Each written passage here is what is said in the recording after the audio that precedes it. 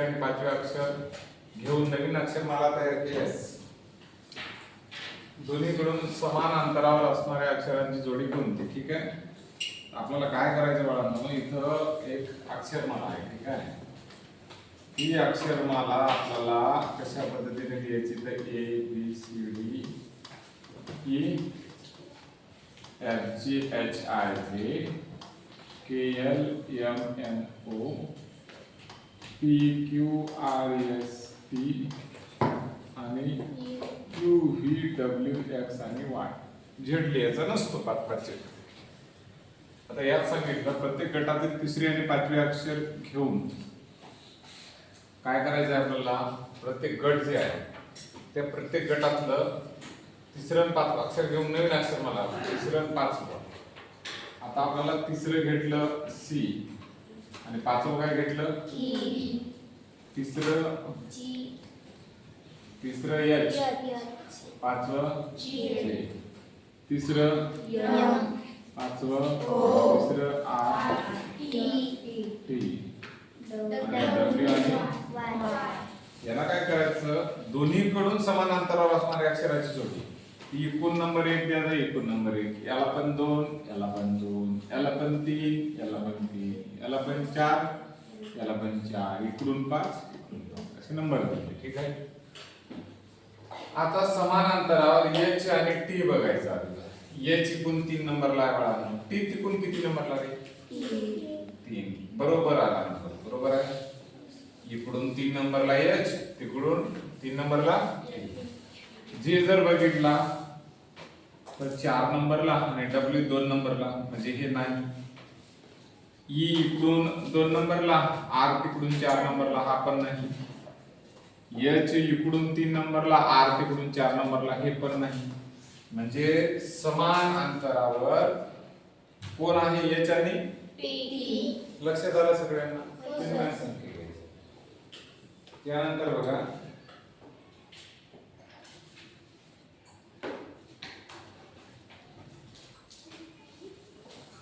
आता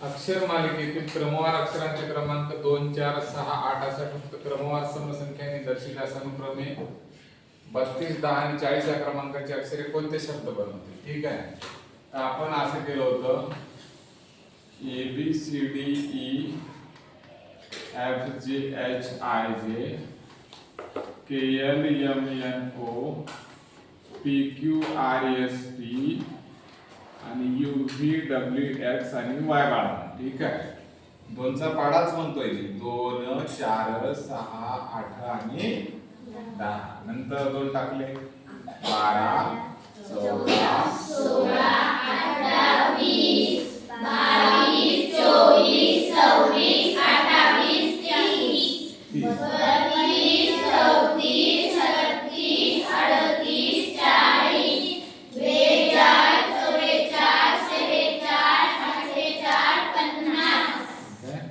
आता त्यांनी सगळे नंबर आपल्याला कळाले, समसंख्या आहेत म्हणून. आता समसंख्यांनी दर्शविल्यास अनुक्रमे 32, 10 आणि 40 या क्रमांकाचे अक्षर कोणते? 32 ला कोण येतं रे? 32 ला टी झाला. 10 ला कोण येतं रे? आणि 40 ला टी याला. कोणता शब्द बनला? पेट. पेट. तर इथं काय आहे? पेट. कळतंय सगळं? ठीक आहे, नेक्स्ट प्रश्न बघा काय आहे तो.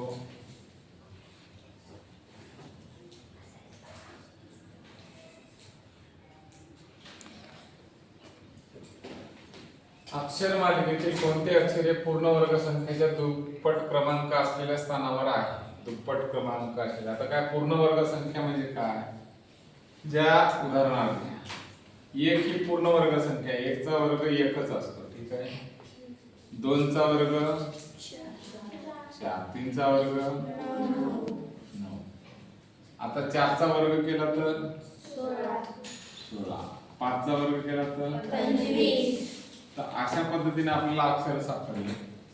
आता त्यांनी काय सांगितलं आहे तुम्हाला नाही का, कोणती अक्षरे आहेत त्याची पूर्ण वर्ग संख्या दुप्पट जर केली, अशा दुप्पट क्रमांक असल्या स्थानावर कोणता अंक आहे? आता समजा आपण 1 चा वर्ग 1 आहे, ठीक आहे, 2 चा वर्ग 3 चा वर्ग 9, याची दुप्पट जर केली तर 1 ची दुप्पट 2, याची दुप्पट केली 4 दोन्ही, याची दुप्पट केली 18. मला सांगा आता आपण काय करायला लागलो, समजायला काही नंबर घेऊ, ठीक आहे. आता आपण पहिल्यासारखे नंबर घेऊया.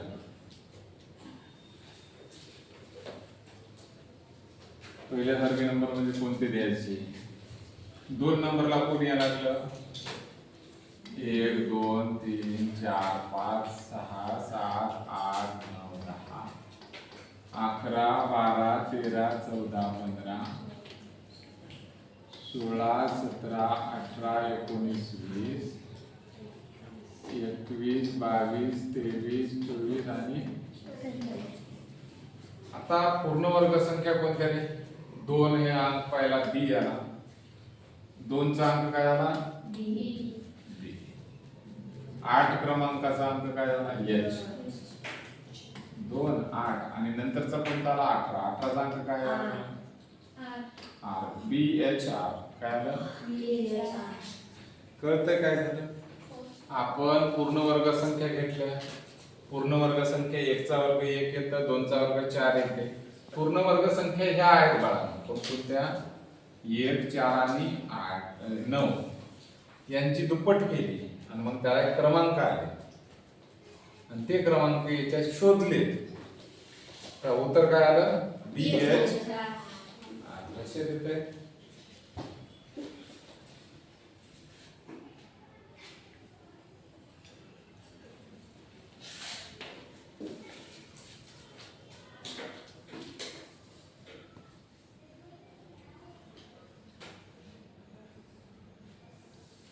ठीक आहे.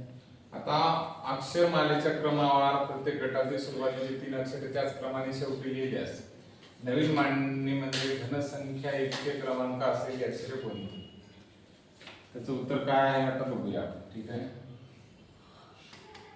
A B C D E F G H I J K L M N O P Q R S T U V W x.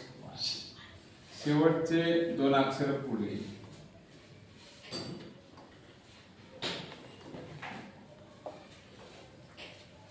काय करायचं आपण? डी अगोदर घ्यायला लागलो. हे पाठीमागे घालण्यासाठी अगोदर D I J N, D I J N O S T X Y, O S T X Y. त्याच्यानंतरची ती 5 A B C F G, A B C F G. नंतर H K L M T, H K L M T आणि Q R U V W. तर नवीन मांडण्याच्या घनसंख्या इतका क्रमांक असलेली अक्षर कोणती? घनसंख्यामध्ये असणारे अक्षर कोणती? 1 चा घन 1च राहते, बरोबर आहे. 2 3 4 5 6 7 आणि 8. आता बाळांनो 1 चा घन जर केला तर 1 गुणिला 1 गुणिला 1 म्हणजे 1. 2 चा घन केला समजा तर 2 गुणिला 2 गुणिला 2 म्हणजे 2 दुनी 4, 4 दुनी 8 यायला लागलं. आणि 3 चा जर घन केला तर 3 गुणिला 3 गुणिला 3 3 त्रिक 9 9 त्रिक 27. 27 अक्षरच नाहीत आपले, म्हणजे याचा विषयच नाही आहे. आपल्याला क्रमांक 1 आणि क्रमांक 8 वर कोणते अंक आहेत हे शोधायचे. क्रमांक 1 वर यायला लागला डी आणि 8 वर यायला टी. dt हे उत्तर आहे. काय? dt.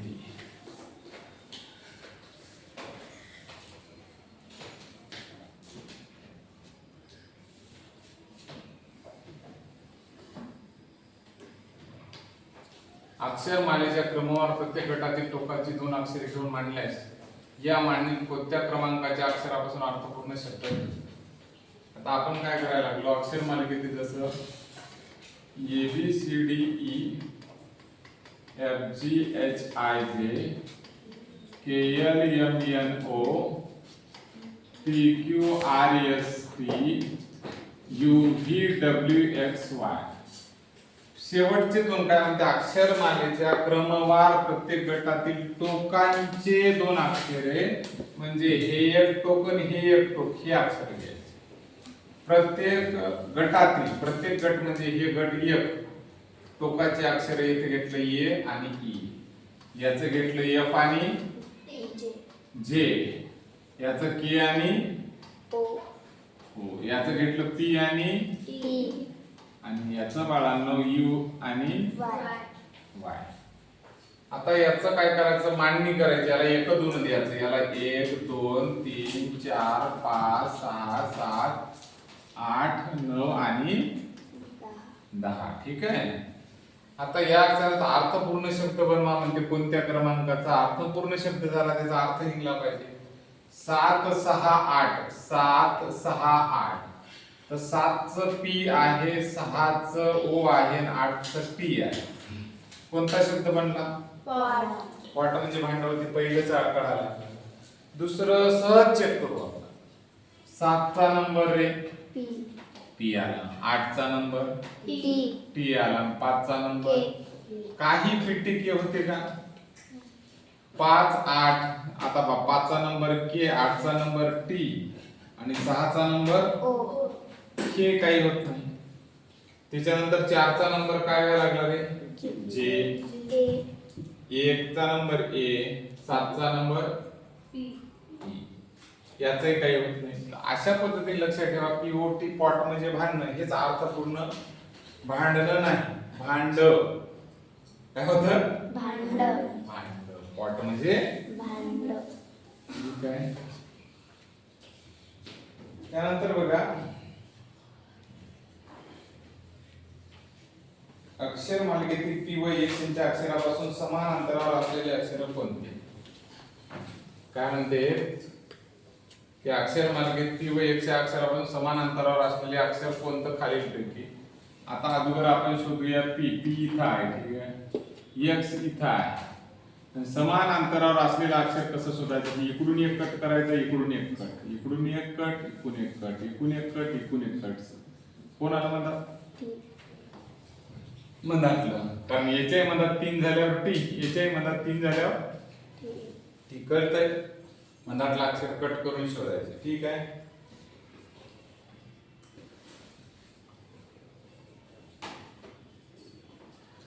आता एक लक्षात घ्या. आपल्याला अक्षरमालेतील पहिल्या आणि तिसऱ्या गटांच्या स्थानात अदलाबदल करायची आहे. पहिला आणि तिसरा स्थान. बाळांनो हे पहिलं होईल, हे तिसरा होईल. हे पहिला गट, दुसरा, तिसरा, चौथा आणि पाचवा. मला बदल कोणात करायचा? पहिला आणि तिसरा. पहिला आणि तिसरा म्हणजे याची जोडी बनवायची. याच्या जागी ही आणायचं. म्हणजे इथं K L M N O आला आणि इथं A B C D E आला. बरोबर. हे पहिलं झालं. पहिलं आणि तिसरा गट. त्यानंतर दुसऱ्या आणि पाचव्याची घ्यायची. दुसऱ्याची आणि पाचव्याची म्हणजे पाचव्याच्या जागी दुसरं तर you V W x Y आणि याच्या जागी काय घ्यायला? एफ जी एच आय जे. चौथं आहे तसं ठेवायचं. त्याचं काही सांगितलं नाही. आता याच्यावरून आपल्याला पुढील प्रश्नाची उत्तर काही द्यायची आहेत. 2 15 ला 16 ला हे लागू आहे. याचं उदाहरण 15. नवीन मांडणीमध्ये सी या अक्षरापासून समान अंतरावर असलेला अक्षर कोणतं? तर सी पासून समान अंतरावर असलेले हे सी झाला. याचे माहिती का पहा अगोदर. हे पहा इकडून 2 नंबरला 1 आणि 2 सोडल्यावर 3 नंबरला याचे आला. 1 2 3. इथं पण 3 नंबरला आणि इथं पण 3 नंबरला म्हणजे 3 नंबरला बरोबर आलं. म्हणजे हा प्रश्न बरोबर आहे. कारण इकडून तिसऱ्या क्रमांकाला याचे आला, इकडून तिसऱ्या क्रमांकाला एम म्हणजे काय आहे? एच आणि एम हे समान अंतरावर असतं. उत्तर हेच आहे. ठीक आहे. दुसरे अजून एकाला तोच नाही काही होते. नवीन मांडणी जे झाली आपली आता.